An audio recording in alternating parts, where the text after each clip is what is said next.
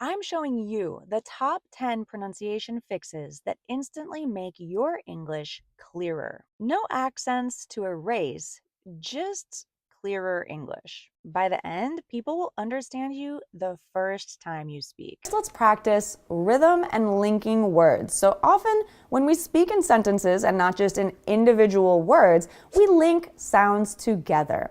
This will make your English sound more fluent, like it flows, like you're not just reading a list of words like a robot, and it will help you to be better understood. Number one, could you hand me that book?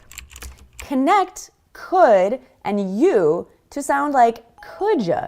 We link these sounds together because that's just how our pronunciation flows more smoothly when we think about how we produce the sounds in our mouths. So put could and you together into could ya to sound more natural.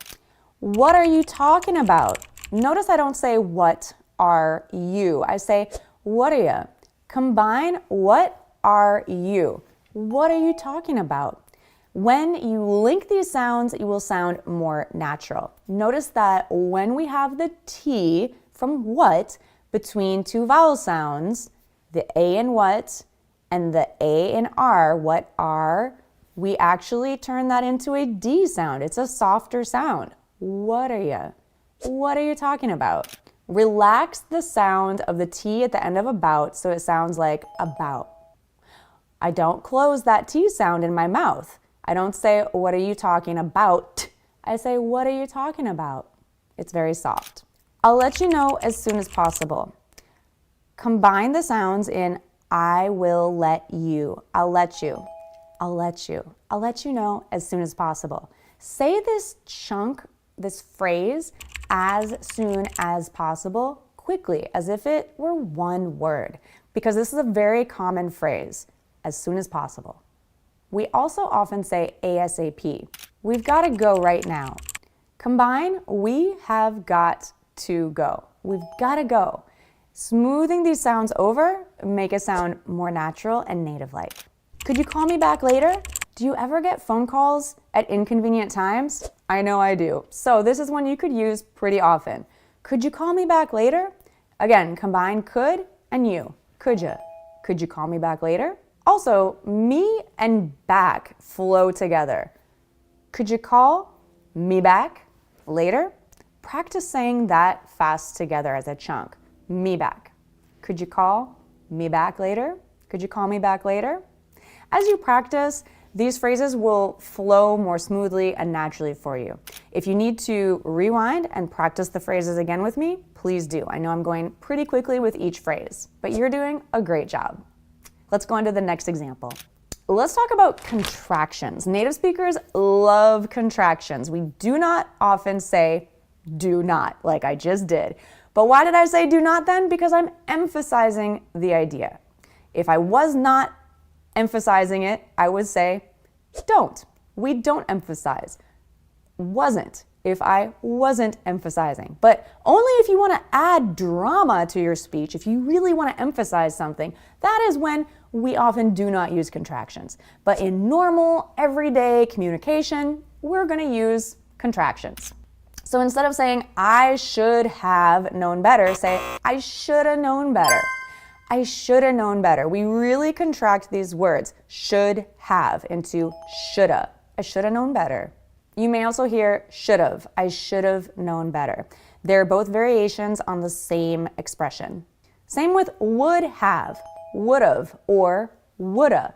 They're both fine and mean the same thing, just woulda is a little more casual, a little bit more contracted than would've. So if you want to sound a little more professional, I would recommend would've and not woulda, but it's a very slight variation. You're not going to get in trouble for saying woulda, but if you do want to sound professional, I recommend would've or would have. But if you want to sound natural, native-like, casual, comfortable in English, woulda is just fine. You would have been there if you knew, so don't pronounce the full have.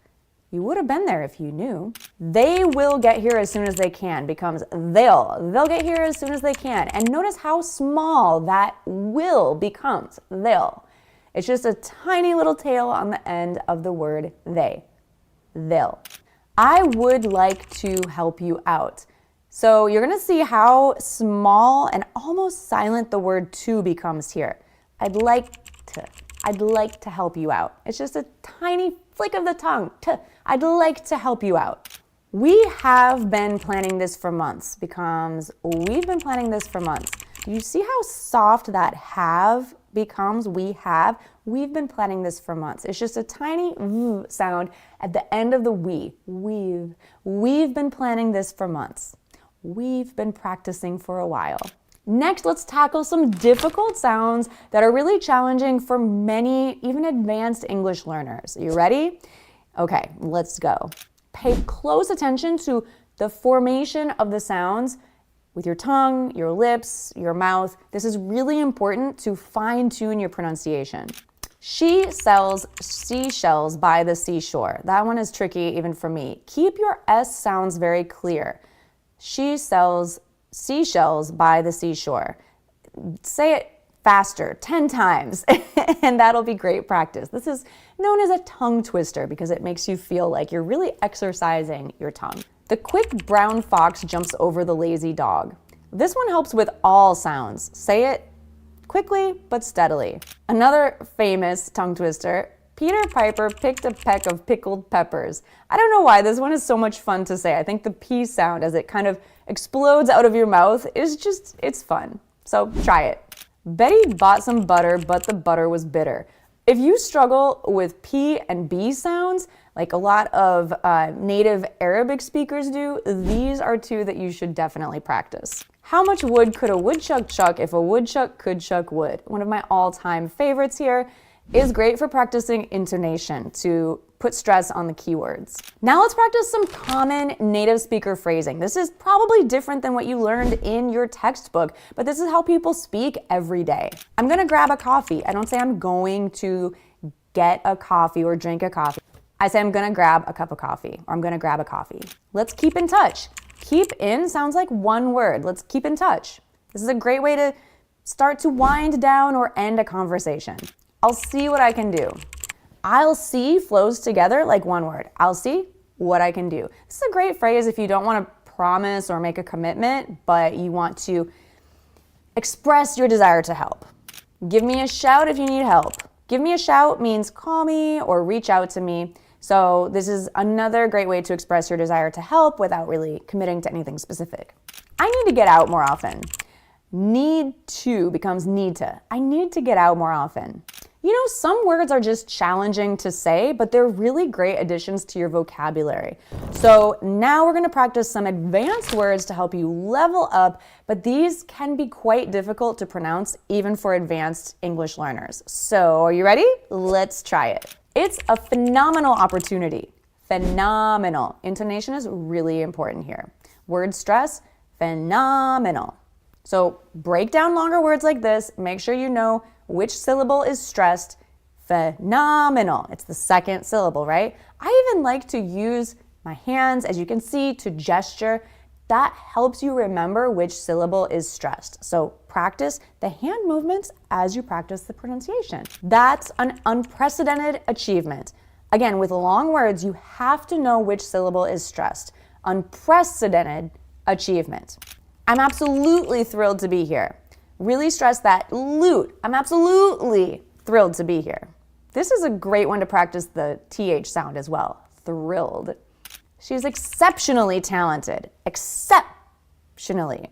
Except. A lot of second syllable stress. So really, you're going to sound so much more fluent if you just really stress the stressed syllable in each longer word in English. It was a spectacular performance. Spectacular. Lastly, let's practice some very common, everyday, useful expressions. You're going to get a lot of miles out of each one of these. You'll hear these all the time. Better late than never. Better late than never is kind of like saying, well, at least I showed up, even if I'm a little bit late. Flow better late together. Better late. Better late. It's like one word. This will really help your fluency when you learn to combine two words together that are meant to go together. So listen carefully. Better late than never. It's easier said than done. It's easier said than done. Do you notice how it's and easier go together? It's easier. It's easier. I barely even hear the word it. It's easier. Easier said than done. Sometimes people even completely omit that word it and just say easier said than done. Of course, that's not a complete sentence, but let's not be picky. This is talking about common expressions, the way that they're commonly said and used. Don't judge a book by its cover. Very common phrase here, means don't judge people by their appearance. Connect book and by for a smooth sound. Don't judge a book by its cover. Book by. Don't judge a book by its cover. Actions speak louder than words. Which two words do you feel are really connected here? Speak louder. Actions speak louder than words. When it rains, it pours. Again, which words are connected here? You might have said, it rains and it pours. When it rains, it pours. Very good. You have done such an amazing job practicing with me here, and we've covered a lot of challenging, useful, and fun phrases. So if you enjoyed this lesson, please make sure to let me know in the comments. Subscribe here to Go Natural English, because your support, even doing these small things like clicking, it takes 1 second to subscribe, it really does help the Go Natural English channel, and it shows me that you appreciate the lesson, you appreciated the practice together, and that is something that anyone can do regardless of money. It doesn't cost a thing. So I really appreciate your support in that way.